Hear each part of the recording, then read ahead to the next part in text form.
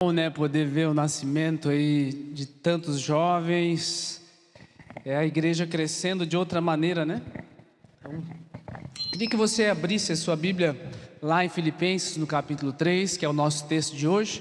E enquanto você vai abrindo, vai procurando, deixa eu só conhecer rapidinho aqui. Temos pessoas nos visitando pela primeira vez. Se estivermos desse lado aqui, levante sua mão, deixa eu só te ver. Olha que bênção, gente. Se você quiser, puder ficar com a mão levantada, nosso pessoal vai entregar um folhetinho para você, que você vai poder tirar um brinde ali na saída, tá? Tem um QR Code ali, você pode escanear aqui também, que vai aparecer. Se você responder lá 2 perguntinhas, você já pode tirar lá uma lembrança nossa. É uma graça receber vocês aqui. Tem gente nova aqui desse lado aqui? Olha lá atrás, tem. Deus abençoe, meu irmão. O que mais? Tem mais uma lá, Deus abençoe. Se você puder ficar com a mão levantada ali e receber. Lá no cantinho tem hoje, gente. Olha lá, tem 2 pessoas. Sejam bem-vindas. Em nome de Jesus. Aí o pessoal vai chegar até vocês. Essa é a casa de Deus. Tem homem aí hoje? Não? Oh, glória a Deus. Tem mais de 10 hoje, né? Já encerrou as inscrições. Não vou nem fazer propaganda aí para o nosso Virtus Camp, que vai acontecer agora no nosso próximo final de semana. Estamos com expectativas. O tema vai ser posicionado. No domingo de noite nós vamos ter aqui alguns testemunhos já de transformação, em nome de Jesus, amém? Cremos aí, então estamos com expectativa. Começa nessa sexta-feira, sexta, sábado, dia inteiro, termina domingo de manhã, né? Se você não fez a inscrição, só na próxima agora, mas quando tiver as coisas da igreja, irmão, corre lá para fazer, porque não é sempre que tem todas as coisas. Se você não pôde ir, depois pelo menos você vai poder colher o testemunho de alguém que foi, está aí contigo, né? E celebrando a Deus.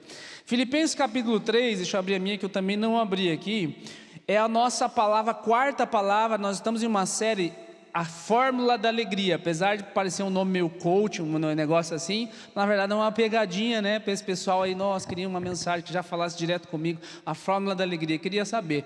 E na verdade é uma série toda em cima de Filipenses. Nós estamos olhando o contexto que Paulo está escrevendo. Você lembra, nós terminamos a nossa série de 2 Timóteo falando sobre isso. Ele está na prisão, então ele escrever aquilo que, né, boa parte já dos teólogos dizem que é a carta da alegria. Da prisão não tem lugar melhor para você descobrir a alegria. Então o que ele encontrou aqui, de fato, não é uma alegria circunstancial, e é atrás disso que nós estamos aqui, olhando para a palavra de Deus. O que será que ele quer dizer? E hoje, ao capítulo 3, eu vou ler com você os primeiros 11 versos. Eu coloquei como título aqui, o fim da corrida pela aprovação. E você sabe que, queira ou não queira, você está correndo atrás de alguma aprovação. Às vezes é dos teus pais, mesmo sendo já mais velho. Às vezes é do teu cônjuge. Às vezes é de um amigo. Às vezes é de alguém que você admira. Às vezes, né, até de Deus. Enfim, a gente vai ver qual é o fim dessas coisas ali. Vamos ler o texto primeiro? Eu vou ler aqui hoje na Nova Almeida Atualizada. Diz assim: quanto ao mais, meus irmãos, alegrem-se no Senhor. Escrever de novo as mesmas coisas não é um problema para mim, e é segurança para vocês. Cuidado com os cães, cuidado com os maus obreiros, cuidado com a falsa circuncisão, porque nós é que somos a circuncisão, nós que adoramos a Deus no Espírito e nos gloriamos em Cristo Jesus, em vez de confiarmos na carne.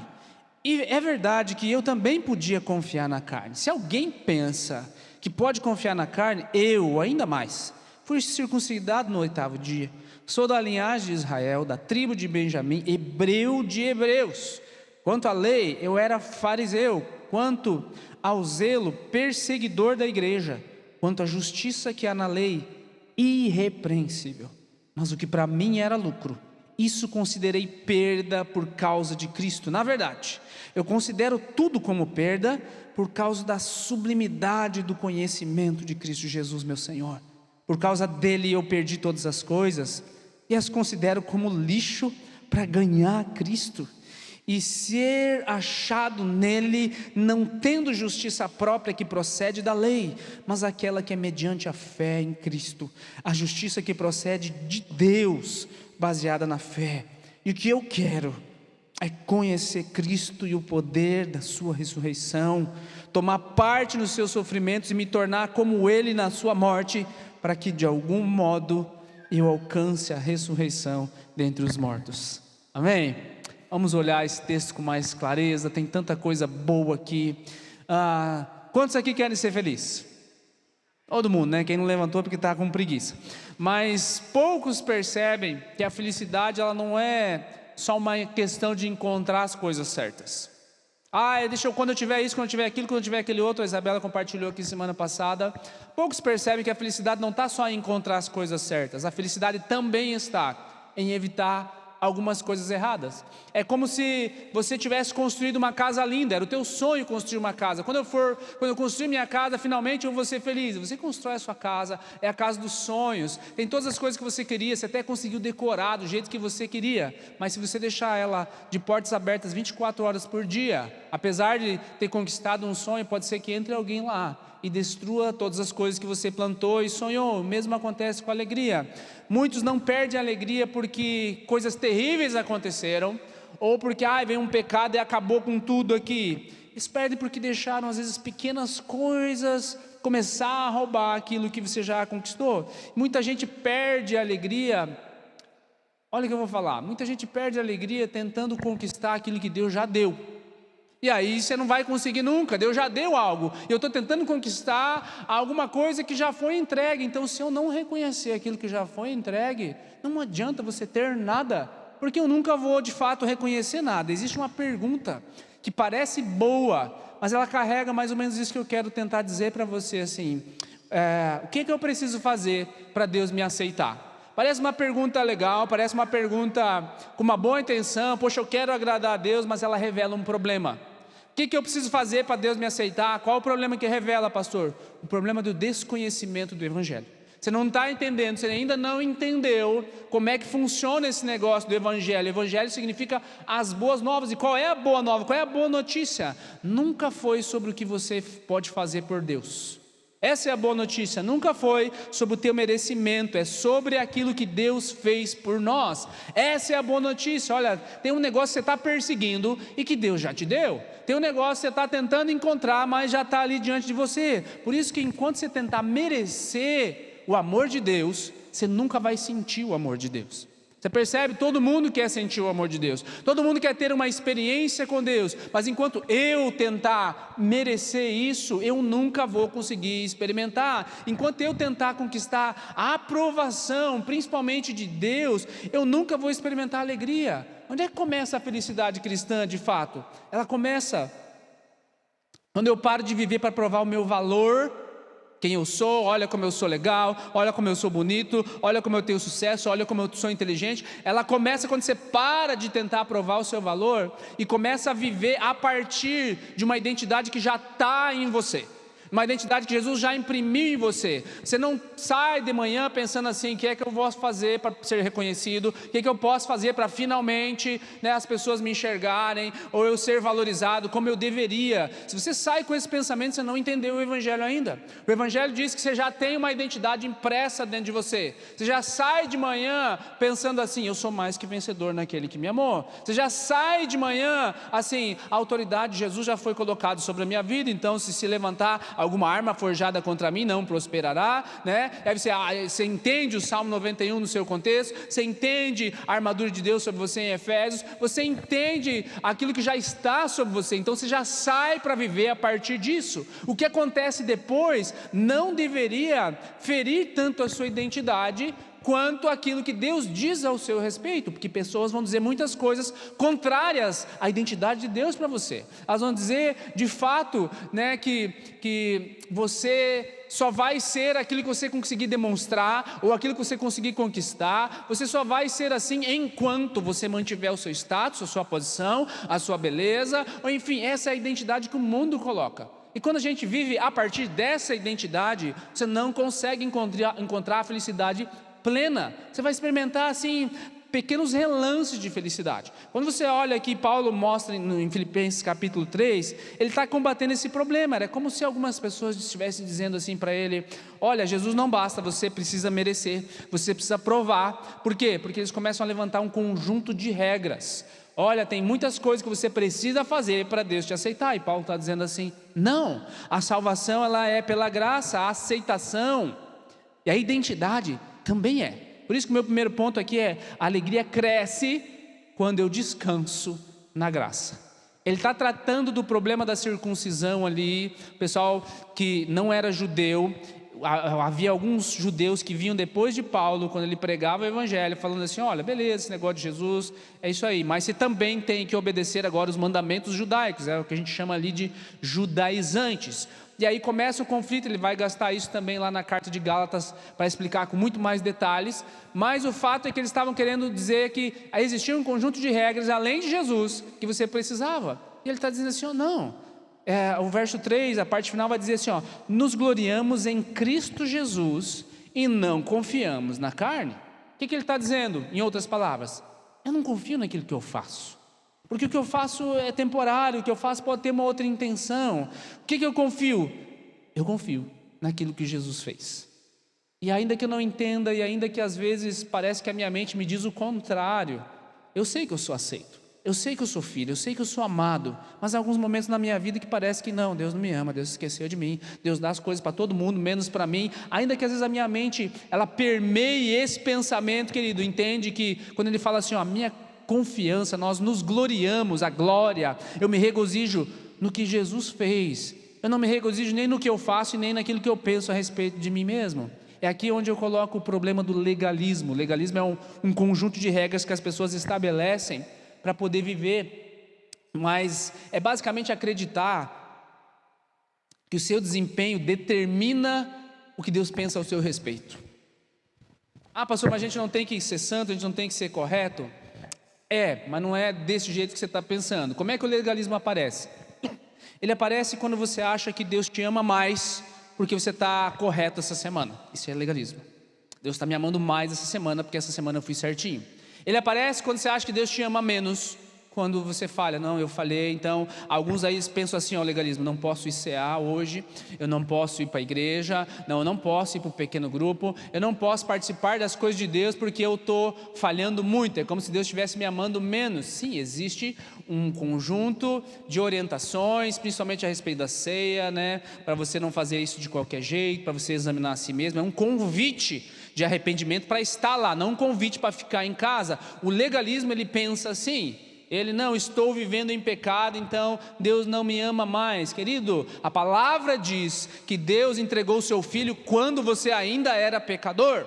A palavra diz, e quando você não reconhecia Ele, foi nesse momento que Ele expressou a maior atitude de amor. Então não tem como Ele te amar menos quando você está errado. Ele fica assim, triste, Ele fica chateado, né, entre aspas aqui, com esse comportamento, claro, mas não é uma tentativa de viver compensando o erro. Esse é um outro tipo de legalismo.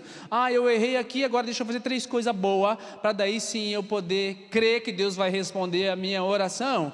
Ou servir, mas apenas por culpa. Deixa eu doar, mas pela culpa das coisas erradas que eu estou fazendo. Deixa eu servir aqui melhor na igreja porque em casa eu não estou fazendo certo. Enfim, quem tenta conquistar o amor de Deus nunca consegue desfrutar do amor de Deus, porque você nunca, como é que você vai conquistar? Olha o que Deus fez por você, o que você pode fazer em troca para querer conquistar esse amor, querido? Por isso que é um descanso. Esse é o meu primeiro ponto. Você descansa na graça porque é o fim da luta pela aprovação, porque você vive a partir da aprovação. Eu já fui aprovado, a palavra diz que toda escrita de dívida contra mim já foi rasgada lá na cruz. Você agora não trabalha, não desempenha para ser amado, você desempenha porque você já é amado. Você não é uma pessoa certa e tenta mudar o seu comportamento para ser. Você tenta mudar o teu comportamento porque você já é. É isso que significa: vocês foram justificados com Cristo. Você foi redimido, né? O batismo expressa essa redenção, teu passado cancelado, e a justificação sobre você do teu futuro. Essa já é a sentença sobre você para aqueles que entenderam a obra de Cristo. E você percebe que agora a tua atitude de procurar ser uma pessoa santa, não uma pessoa melhor, não tem como, né? Só é a natureza, é deixar a natureza do Espírito agir na tua vida pecadora, e eventualmente você vai se pegar errando. Você vai falar, como Paulo falou muitas vezes: o bem que eu quero fazer eu não consigo, e o mal que eu não quero fazer, esse volta e meia eu me pego fazendo. A expressão miserável homem que eu sou. Você entende, você sabe essa natureza, mas agora a partir daquilo que Jesus fez, mesmo sendo assim, mesmo sendo tão falho, mesmo sendo um pecador.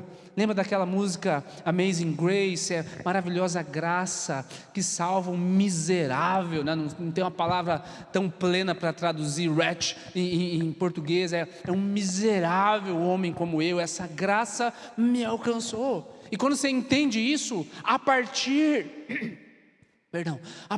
dessa identidade, a partir dessa atitude de Cristo, agora não tem como eu continuar do mesmo jeito, senão eu não entendi, senão eu voltar ao meu próprio vômito. Por isso comece cada dia lembrando, querido, você não é amado pelo que você desempenha.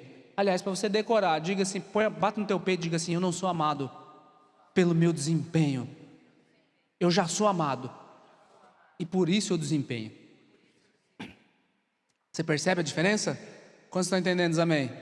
Glória a Deus. Meu segundo ponto aqui: a alegria ela morre quando a minha identidade está nas coisas erradas. E agora olha a listinha, verso 4 em diante. É verdade que eu também podia confiar na carne. Se alguém pensa que podia confiar na carne, eu ainda mais. E aí ele fala a lista: fui circuncidado no 8º dia, linhagem de Israel, tribo de Benjamim, hebreu de hebreus, né, brasileiro de brasileiros. Quanto à lei, fariseu eram os caras que conheciam toda a lei, né, eram os exemplos ali, eles criaram mais de 300 regras para poderem obedecer. Quanto ao zelo, ele tinha um zelo pelas coisas de Deus. Mas lembra, a alegria morre quando a tua identidade está nas coisas erradas. Ele se tornou perseguidor da igreja por causa das regras que aquelas pessoas estavam, as regras dele, dos homens, que aquelas pessoas na mente dele estavam ferindo. Então apesar de ele ter uma boa intenção, ele se torna um perseguidor. E quanto à justiça na lei, naquilo que você determinou, nas tuas 5 regras, nas tuas 8 regras para a vida, ele fala assim: eu irrepreensível.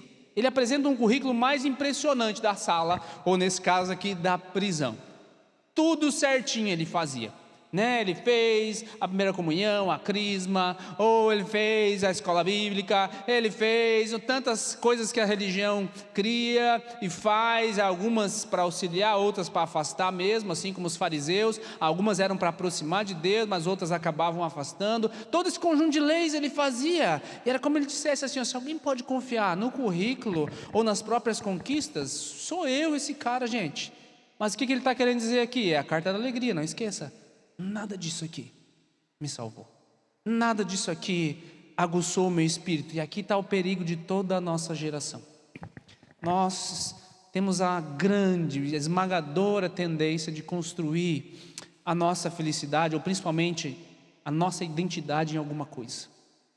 Volta e meia nós nos apegamos ao nosso senso de valor baseado no que nós temos como recursos financeiros, dinheiro.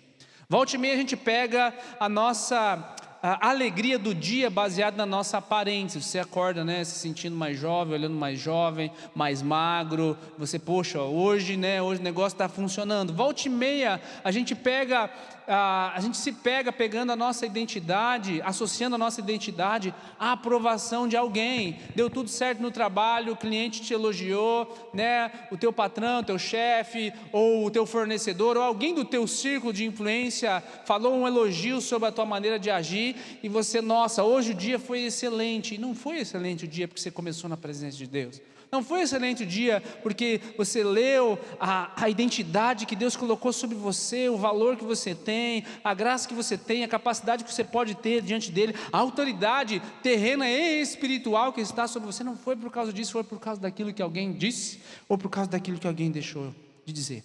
E o que eu quero te dizer com isso tudo é que tudo aquilo que você usa para definir o teu valor vai controlar a tua vida. Se você botar o teu valor no dinheiro, ele controla a tua vida. Se você botar o teu valor na aparência, você vai se desfigurar, porque um dia não vai ter jeito de arrumar mais nada, não tem de onde puxar, e sabe, isso vai acabar com o teu senso de valor, vai controlar a tua vida. Se você botar o teu valor, querido, na aprovação, você vai querer agradar todo mundo, e você vai entender que não funciona assim. Por isso há uma pergunta honesta, que eu e você temos que fazer: se o dinheiro fosse tirado de mim, o que eu pensaria a respeito de mim mesmo? Se a aparência fosse tirada de você, principalmente você, mulher, que se atém mais a isso, né? Fosse tirada de você, qual seria o teu senso de valor? Se a tua aprovação sobre as outras pessoas fosse tirada de você, qual seria o teu senso de valor? Essa é a pergunta honesta Porque quando eu penso assim, não, acabou minha vida, nossa, que vida miserável é essa? O meu senso de identidade não está em Deus. Porque Ele diz que todas essas coisas, tudo aquilo que é terreno, tudo aquilo que é perecível, tudo aquilo que é corruptível, não vale o esforço de uma vida inteira. Você trabalhar uma vida inteira para deixar um legado que os teus filhos, de maneira não sábia, podem vir e destruir, é jogar a tua vida fora. Você trabalhar a tua vida inteira para querer a aprovação de todo mundo é jogar a tua vida fora. Você trabalhar a tua vida inteira para tentar permanecer bonito e esbelto a vida inteira, não é uma vida digna de ser vivida. Que é o que me leva ao meu terceiro ponto, que se a alegria morre lá, quando eu coloco a minha identidade nas coisas erradas, quando é que ela cresce? Cresce quando eu lembro que realmente importa. Versos 7 e 8. O que para mim era lucro, isso eu considerei perda por causa de Cristo. Na verdade, eu considero tudo como perda por causa da sublimidade do conhecimento de Cristo Jesus, o meu Senhor. Porque por causa dele eu perdi todas as coisas e as considero como lixo, ou na tradução mais literal, esterco, para ganhar Cristo. Ele olha para tudo, tudo que todo mundo considera importante, e ele faz uma simples comparação. Tá, aqui tem dinheiro, tem aparência, tem aprovação, tem todas essas coisas que eu listei para vocês, e aqui tem Jesus. Para onde é que eu olho? Para onde é que eu olho? Quando eu olho para Jesus, não tem como eu não ficar feliz, porque eu sei qual é o meu destino, eu sei qual é o meu valor. Quando eu olho, é como se fosse, sabe, você está caminhando aqui, você está lendo a Bíblia, vamos pegar o celular, e aí você está lendo a Bíblia, e aí aqui em cima tem umas janelinhas que volta e meia aparecem, né? São as famosas notificações, e você está lendo a Bíblia, você está fazendo o teu devocional, e de repente aparece uma notificação de alguma coisa que você tem que pagar, ou aparece uma notificação de um recado que você tinha que ter mandado e não deu, alguma notificação do WhatsApp, qualquer coisa. Quando aquilo rouba a essência do que você estava fazendo, que no caso era lendo a Bíblia aqui, querido, ele começa a roubar a tua alegria instantaneamente, porque o teu foco estava em ouvir a Deus através da leitura da palavra naquele momento, e agora o teu foco vai de novo em tentar responder alguma coisa, em tentar abraçar alguma dívida, enfim, nós perdemos de vista o essencial, quando pequenas coisas, pequenas notificações estão lá na nossa vida, e aí você sabe que aquilo que é urgente geralmente vai substituir o que é importante, e você vai lidando com as urgências da vida. Por isso que antes de gastar qualquer energia emocional, tem uma pergunta simples para fazer. É assim: isso que eu estou fazendo hoje, que está consumindo está me estressando, que está consumindo as minhas energias, vai estar de pé daqui a 50 anos? Vai sobreviver daqui a 50, ou os mais novinhos aí joga mais para frente, daqui a 70 ou 100 anos? Porque se não tiver de pé depois desse tempo, não vale a pena você gastar a tua vida inteira nisso. Quando você faz alguma coisa por alguém que vai ter um impacto na geração futura, é isso que eu estou querendo dizer. Quando você tira alguém do lixo, como Paulo está colocando ali, olha, desse tipo de pensamento, né, através do Espírito Santo usando a tua vida, e leva ele para um conhecimento que aponta ele para a eternidade, que é isso que eu estou dizendo, essas coisas valem a pena gastar a vida. Quando você investe o teu tempo em coisas que geram um legado de geração, por isso que a ideia das crianças, dos adolescentes, ou de uma família, você não sabe o poder de uma família, pode ser até um idoso, mas de repente ele chega na casa dele e fala: gente, tudo que eu ensinei para vocês nos últimos 60, 70 anos não era bem assim, eu conheci a verdade, e daqui por diante eu quero deixar esse legado para minha família. Você pode ter alcançado ou ter quebrado o ciclo apenas de uma pessoa que você está vendo, mas você não sabe o impacto de outras gerações que estão aí. Você está sentado aí hoje, talvez você está sentado aí hoje fruto de uma decisão dos teus pais, dos teus avós, de alguém que abriu os olhos. Os teus filhos, talvez, se você tem filhos pequenos, eles estão lá na escolinha agora, recebendo uma mensagem transformadora de vida, que caso você não estivesse aí, o que eles iam estar vendo? Eles iam estar vendo a internet, eles iam estar sendo educados pelo YouTube, eles iam estar sendo influenciados por todas essas outras coisas. Querido, você consegue enxergar as gerações futuras? Quando a gente investe o nosso tempo, a nossa energia nessas coisas, todas as outras que a gente pode perder, que o vento vem e derruba, né? que a crise social vem e destrói, de que a crise econômica vem e pode mudar um cenário que antes era extremamente favorável, todas essas coisas elas se tornam agora de menor importância. Não significa que não tem importância, é importante, é um pilar da vida, você trabalhar, você querer constituir uma família, tudo isso é um pilar, não é errado você buscar, mas o errado é você colocar a tua identidade nessas coisas, ou a fonte da tua alegria ali, porque em algum momento isso pode ruir. E o meu último ponto, o verso 10 e 11, o que eu quero é conhecer a Cristo. Sabe qual é o ponto? O maior tesouro não é algo, não é depois que eu conquistar tal coisa. O maior tesouro é alguém, é a fonte da alegria. Você pode dar uma glória a Deus? Eu sei que você está atento, né? Você está, ai pastor, calma.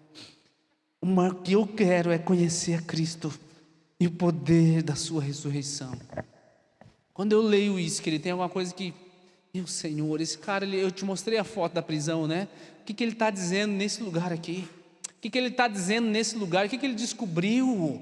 Ele tinha tudo. Ele tinha uma cidadania romana que hoje equivale a um passaporte europeu. Ele tinha uma herança. Ele tinha um grau de faculdade, na realidade deles é como se ele tivesse estudado em Harvard. Ele tinha reconhecimento de toda a sociedade da época, que eram os fariseus. Ele tinha influência, ele tinha tudo. E esse cara agora, perdendo todas as coisas, ele cita no texto, a gente já leu, ele fala assim, ó, o que eu quero é conhecer a Cristo e o poder da ressurreição. Mas a pergunta que você tem que fazer também é essa: como assim? Nessa fase da vida, Paulo está falando, ele já teve um encontro pessoal com Jesus. Jesus já apareceu para ele no caminho de Damasco. Ele fala lá em Coríntios, ele testemunha que, olha, uma vez eu tive uma experiência sobrenatural com Deus, que eu nem sei se foi no corpo ou fora do corpo, né? E eu vi coisas que não dá nem para descrever para vocês. Olha o tipo de experiência que ele tem. Ele viu Deus usar a vida dele com muitos e muitos milagres. Ele viu tantas coisas. Como é que ele podia dizer que ele queria conhecer Jesus? Será que ele já não conhecia Jesus? É como eu e você, já estamos há tanto tempo na igreja, já experimentamos tantas coisas, já tivemos algumas experiências com o Espírito Santo, e a gente pensa assim às vezes, não sei se eu tenho mais para conhecer de Jesus. Querido, Paulo nessa altura da vida, ele está falando assim, o que eu quero? Tem uma coisa, é conhecer Jesus e o poder da ressurreição. Eu tenho... nem vou fazer as contas agora, né? Mas mais de 30 anos já de caminhada com Deus. E o que eu mais quero é manter essa chama assim, ó. O que eu quero, eu não quero saber se Deus vai me usar para ser pastor de X igreja, ou de tantas igrejas, ou de tantas pessoas. Esse não é o meu alvo de vida. Meu alvo de vida é conhecer Jesus e o poder da ressurreição. Se essas outras coisas acontecerem em paralelo, é porque Ele quis, mas não é o meu alvo, não é aquilo que eu persigo. Cada vez que eu estou aqui, querido, atrás desse microfone, portando essa Bíblia, eu faço isso com muito temor e tremor diante de Deus, porque eu sei que você entende que tudo aquilo que eu falo é a verdade, né? Eu espero que o Espírito Santo sempre permaneça meu coração nesse sentido, buscando isso. Mas o que eu mais gostaria de passar para você, eu não consigo, que é aquilo que está aqui dentro. Por isso que nós dependemos, não basta aquilo que eu falo, você precisa experimentar por você mesmo. Sabe, não faz só porque eu estou te falando como um conjunto de regras. Você lê a Bíblia, você faz teu devocional, você diz isso ou aquilo. Faz porque quando eu falo para você, está escrito e eu experimentei. É como Paulo dizendo, eu já vivi tanta coisa, eu já vivi coisas sobrenaturais que não dá nem para te dizer. Mas ainda nessa fase da vida, eu quero conhecer a Cristo e o poder da ressurreição. Tem um negócio que mexe comigo. É um negócio que o dia está estragado, mas ainda assim mexe comigo, sabe? Tem um negócio que às vezes parece que as coisas não estão funcionando, mas dentro de mim está dizendo assim, ei, está tudo certo, segue aí que no momento oportuno vai dizer. E aí tem outros dias que é celebração, que é conquista, que Deus derrama bênção muito mais do que eu podia imaginar, mas isso tudo não é o foco. Qual é o foco? Qual é o ponto? O maior tesouro não é algo, que não é aquilo que Deus pode me dar. Eu quero conhecer Jesus. Eu não quero conhecer Jesus porque o pastor falou. Eu não quero conhecer esse Jesus que essas outras pessoas falam que não muda nada na vida delas, que só é em torno de dinheiro, é só em torno de elas estarem bem emocionalmente, porque eu posso conhecer informações sobre Jesus. E não é isso que Paulo está dizendo. Eu conheço muitas informações sobre Jesus. Eu posso conhecer informações sobre Jesus e nunca ter tido intimidade com Ele.